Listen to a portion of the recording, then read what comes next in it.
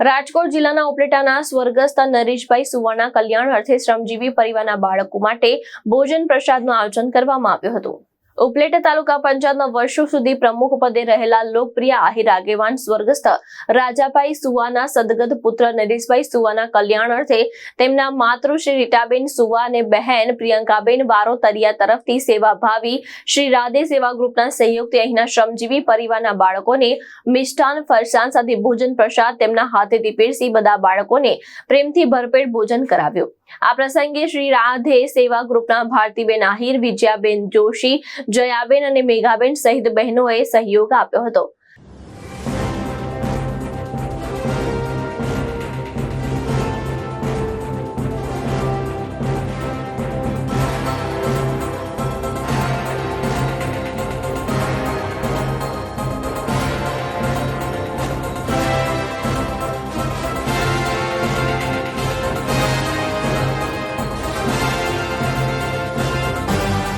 નીલમ ભોલુ રાઠોડ, દ્રષ્ટિકોણ ન્યૂઝ, ઉપલેટા, રાજકોટ।